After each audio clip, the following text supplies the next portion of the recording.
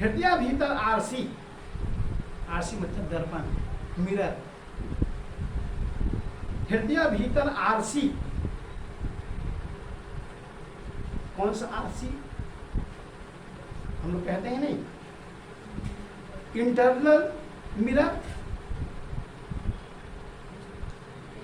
And external mirror. एक दर्पण है, बाहरी दर्पण है और एक आंतरिक दर्पण है। कभी कभी हम कहते हैं the society is like that mirror. समाज एक दर्पण होता है और समाज हमें एक राह दिखाता है, किसके द्वारा? नीतियों के द्वारा, सामाजिक नियमों के द्वारा। इसलिए सुकरात ने कहा था मैन इज सोशल बींग्स। सुकरात बहुत बड़े विचारक हुए हैं, ये किसी प्लेटो वगैरह हुए, और रोम के दर्शन में यदि आप जाएंगे तो सुकरात का एक अलग दर्शन है। तो सुकरात ने कहा था man is social beings, they follow the society of rules. मनुष्य अपने समाज से सीखता है। हम किससे सीखते हैं? माता पिता से, परिवार से, अगल बगल के पड़ोसियों से, और आगे बढ़ते हैं तो गुरुओं से, धार्मिक गुरुओं से, मास्टरों से, पाठशाला में जाकर के सीखते हैं। तो एक प्रकार का समाज दर्पण है। लेकिन अंदर में यदि आपको देखना है तो एक दर्पण अंदर भी है, जिस दर्पण को साहब जी कहते हैं हृदय भीतर आरसी। समाज को आप एक दर्पण समझते हैं, इसी प्रकार से एक दर्पण आपके अंदर भी है। बाहर हम फेस को देखते हैं, मुखड़ा को देखते हैं, चेहरा को देखते हैं, ठीक है। तो अपने घर में दर्पण चाहिए। वो सोसाइटी वाले आपके चेहरे को नहीं दिखाएंगे, उसके लिए प्राइवेट आपको मिरर चाहिए, ठीक है। तो साहब जी कहते हैं हृदय में भी एक आपका दर्पण है, हृदय भीतर आरसी।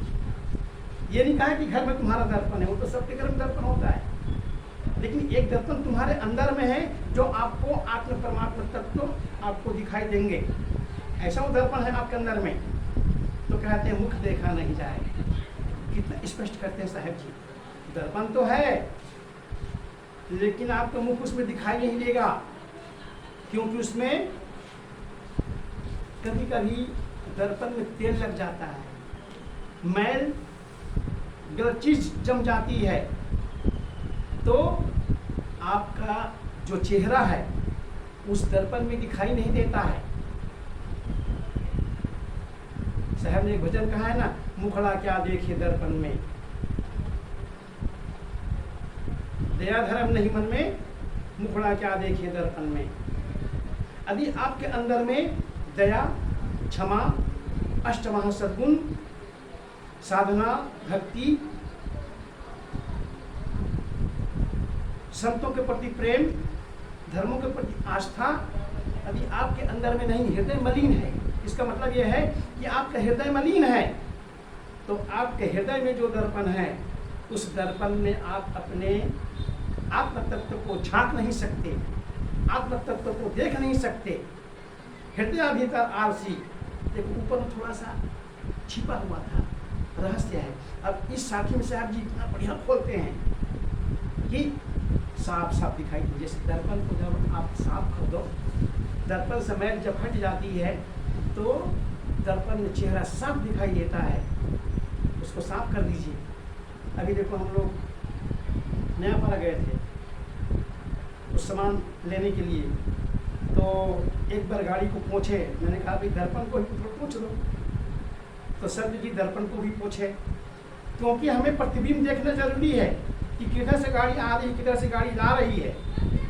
उसमें तीन उसमें दर्पण होते हैं, एक दर्पण राइट साइड, एक दर्पण लेफ्ट साइड, एक दर्पण ड्राइवर के सामने। आप तीनों दर्पण में से आप किसी भी एक दर्पण में देखिए कि पीछे से गाड़ी आ रही है, जा रही है, तो किस प्रकार से आ रही जा रही है। आपका दिमाग, ड्राइवर का दिमाग सब में फंसा हुआ होता है, स्टीयरिंग में भी, ब्रेक में भी, एक्सीलेटर में भी और तीनों दर्पण में। मतलब ड्राइवर को लगभग 10 तरफ उसको देखना होता है। और जैसा ही आप थोड़ा चुके मतलब एक्सीडेंट संभव है, ऐसा है। तो दर्पण जो आप जो देखते हैं तो बिल्कुल उसी प्रकार से साहब जी ये अंदर की दर्पण की बात करते हैं। आपके दर्पण, हृदय का दर्पण वो मलिन हो चुका है। काम, क्रोध, लोभ, मोह, मद, मत्सर, इन सब से मलिन जब हो जाता है तो दर्पण आपको दिखाई नहीं देता है। और दर्पण में दिखेगा कैसे? जब दर्पण को साफ कर दोगे। तो जैसे हम बाहर के दर्पण को पोंछते हैं, कुछ पाउडर लगा करके, कुछ कपड़ा उसमें लगा करके, हम साबुन सोडा लगा करके पोंछते हैं तो दर्पण साफ चक हो जाता है। इसी प्रकार से यहाँ पर साधना, भक्ति, वैराग्य, ज्ञान, ध्यान, चिंतन, मनन, ये संसाधन से जब हम आंतरिक दर्पण को साफ करते हैं तो कहते हैं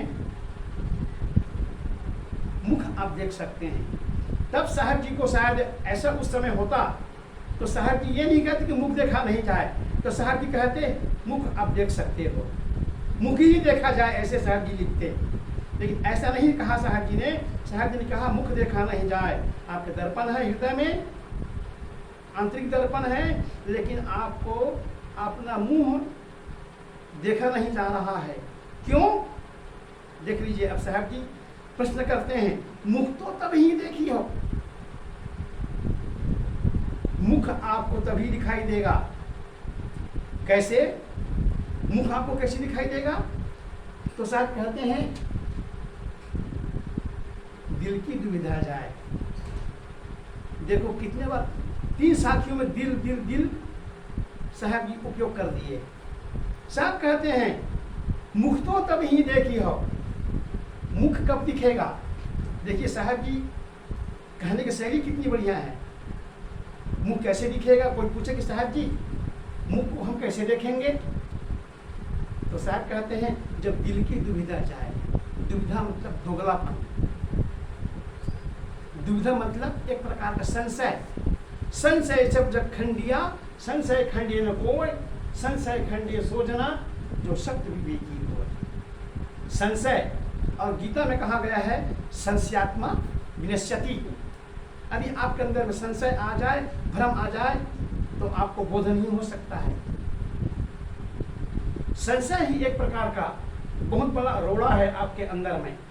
यदि संशय आपको न रह जाए, कोई भी कहते हैं sensitive mind is too much dangerous. यदि आपके अंदर में संशय से भरा हुआ ये मन है तो पता नहीं वो मन आपको कहाँ ले जा करके आपको खंडक खाई में भटका देगा। अब साहब स्पष्ट करते हैं मुख तो तभी देखी हो जब दिल की दुविधा जाए, जब दिल की दुविधा निकल जाए, जब दिल का संशय निकल जाए, दिल का भ्रम निकल जाए। और श्रीपुर साहब कहते हैं झाई संधि काल, झाई संधि काल ये भी एक प्रकार का, जैसे संशय भ्रम मंदी में अंतर होता है, इसी प्रकार से झाई संधि काल में भी अंतर होता है। तो झाई संधि काल जब आपके मन से निकल जाएगा तो आत्म साक्षात आपको दिखाई देने लगेगा। मतलब आप आत्मा की आप अनुभूति आप कर सकते हैं। आत्मा को तो देख तो नहीं सकते क्योंकि खुद वो देखने वाला है। आत्मा दृष्टा है, यदि दृश्य होता तो दिखाई देता, लेकिन आत्मा दृष्टा है, वो देखने वाला है, वो अनुभूति करने की चीज़ है, वो देखने की चीज़ नहीं है। अब देखने की जो बात होती है कि नहीं हम आत्मा को देख लेंगे, दर्शन करा देंगे, वो लोग कचरे लोग हैं, अधूरे लोग हैं। क्योंकि आत्मा देखने वाली बात नहीं है, आत्मा अनुभूति करने वाली बात है। इस प्रकार से ये 29वीं साखी